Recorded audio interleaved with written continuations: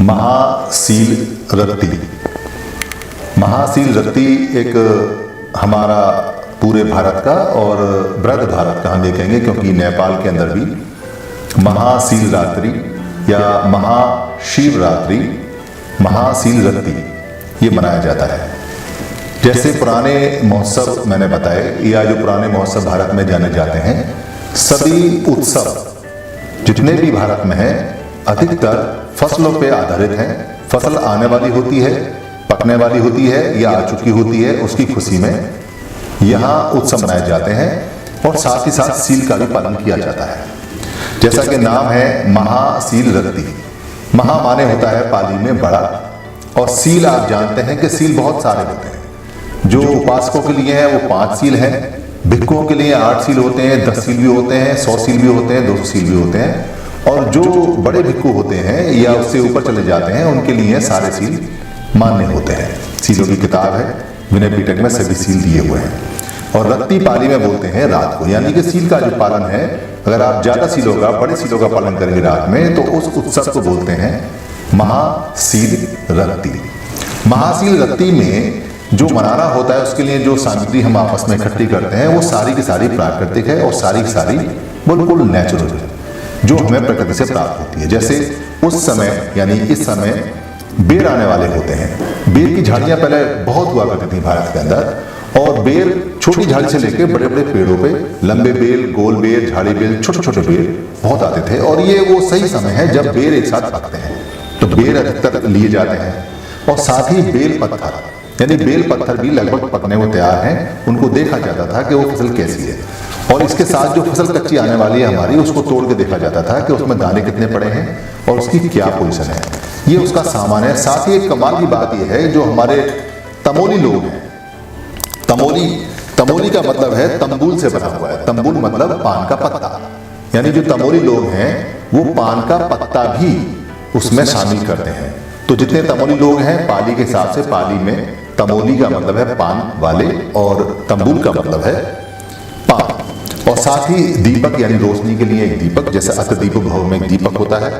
और 2 चीजें बड़ी खास है। एक जो फूल बताए जाते हैं वो धतूरे के फूल। धतूरा जो होता है आप सब जानते होंगे, मगर यहाँ धतूरा वो धतूरा नहीं है, यहाँ धुतांग से मतलब है। धुतांग उसको बोलते हैं जो विपස්සना करने में, साधना करने में जो नियम होते हैं उनको धुतांग बोलते हैं। तो यानी धुतांग के फूल, यानी धुतांग के नियम भी जरूरी हैं।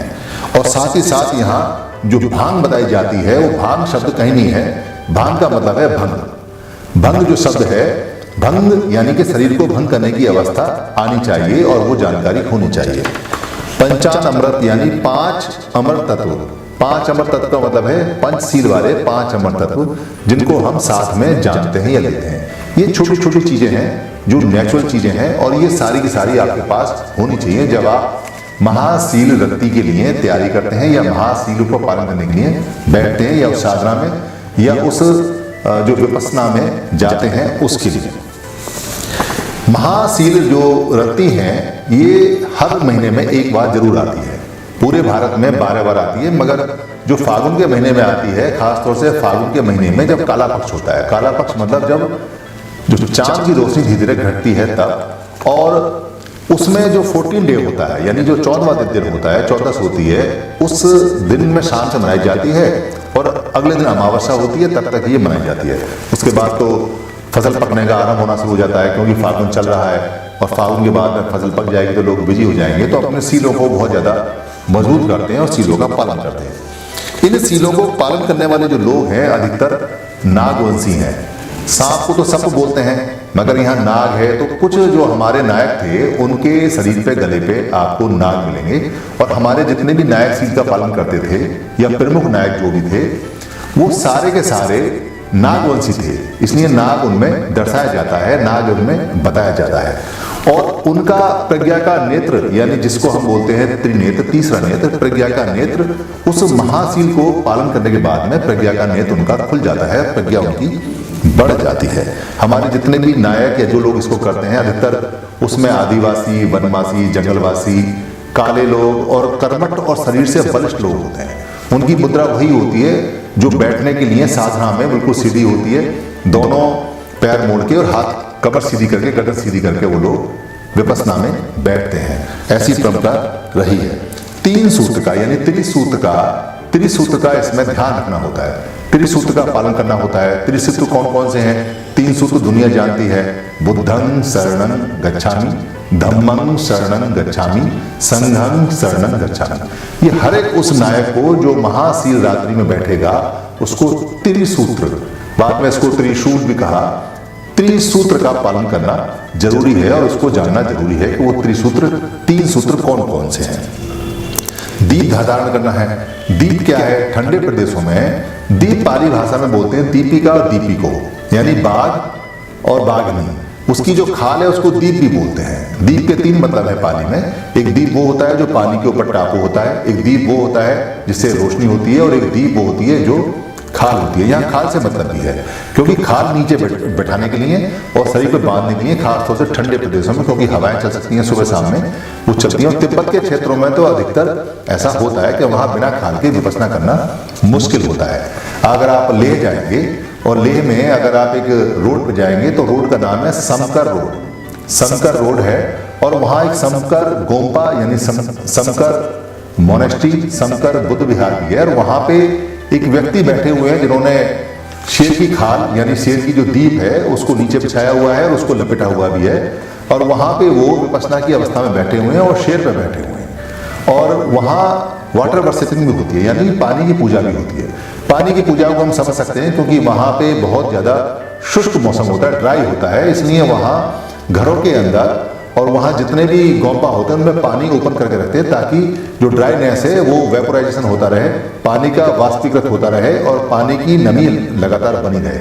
इसलिए वाटर वर्शिपिंग वहाँ होती है। वाटर वर्शिपिंग बहुत पुरानी पद्धति भारत की है और ठंडे प्रदेशों में ये रहती है।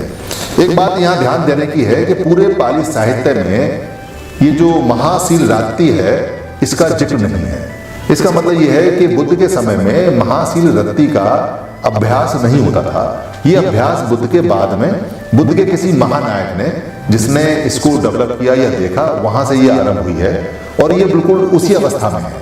वही इसकी चीजें हैं और वही इसका एकदम तरीका है। इसलिए पाली साहित्य में महाशिव रात्रि का जिक्र नहीं मिलता, मगर महाशिव रात्रि पूरे देश के अंदर मनाई जाती है। देश के हर एक हिस्से में महाशिव रात्रि लगभग, और नेपाल के अंदर भी ये मनाई जाती है। इसमें ध्यान साधना करते हैं और पशुओं के प्रति बहुत ज़्यादा करुणा रखते हैं, इसलिए उनके नायकों को पशुपतिनाथ ही बोलते हैं। और इसमें स्तूपों की पूजा होती है, जिसको आप ये देखेंगे कि जो मिट्टी के या जो ईंटों के या जो पत्थरों के छोटे छोटे लिंग बनाए जाते हैं, स्तूप बोलते हैं। लिंग का मतलब होता है जनेंद्रीय केंद्र, यानी 5 तरह की जनेंद्रीय केंद्र होती है हमारी। स्किन होती है, आँख होती है, नाक होती है, हमारा मुंह होता है। ये सब जहाँ से इंद्रियां होती हैं उनको जनेंद्रिय बोलते हैं। तो ये जो स्तूप है, स्तूप की पूजा होती है, यानी स्तूप की मान्यता होती है। स्तूप के जो लोग हैं, जो उसके पीछे के लोग हैं स्तूप की याद में, उनको जाना जाता है और उनको साफ भी किया जाता है और उनको पानी से साफ करने की प्रक्रिया होती है ताकि याद रहे कि कितने कितने लोग हमारे सील में आगे बढ़े और सील में उन्होंने परिवारों को, देश को आगे बढ़ाया। इस सील से ही शील बना और शील से शैल बना और शैल से शैव मत बना। तो और जो लोग सील नहीं मानते उनको विशील बोलते हैं, यानी वो विशील मत के होते हैं। और जो सील मत के होते हैं उनको सीलवान भी बोलते हैं, शैलवान भी बोलते हैं और शैववान भी बोलते हैं। इसमें जितने भी लोग हैं आप ध्यान देखेंगे कि सब गरीब गुरबा लोग, जितने भी मूल निवासी जंगल में रहने वाले हैं, वही लोग इसकी मान्यता करते हैं। और आज भी अधिकतर जो सीलों का पालन करने वाले लोग हैं वही हैं। और अधिकतर लोग, क्योंकि शमशान में जाके सबसे अच्छी विपश्यना होती है। आप अगर सती पट्ठान में जाएंगे, सती पट्ठान देखेंगे बुद्ध का, तो सती पट्ठान में चैप्टर है जिसमें बुद्ध ने शमशान में जाके विपश्यना करने का वर्णन किया हुआ और बताया हुआ है। वहाँ सबसे अच्छी विपश्यना होती है क्योंकि वहाँ शांति बहुत ज़्यादा होती है और इससे बहुत सारी चीज़ें ठीक होती चली जाती हैं। इसलिए आप जो महाशिव रात्रि आती है या जो 12 हमारी महाशिव रात्रि आती हैं उनमें शील का अभ्यास कीजिए, विपश्यना कीजिए। अभी विपश्यना पूरी दुनिया में चल रही है और इसको समझिए, इसको आगे बताइए, क्योंकि ये बहुत इम्पोर्टेंट और बहुत खास है। और इसमें आपने देखा होगा कि इसको करने से करुणा, मैत्री, भाईचारा और शांति बहुत अधिक मिलती है, इसलिए इसका पालन करना चाहिए। धन्यवाद।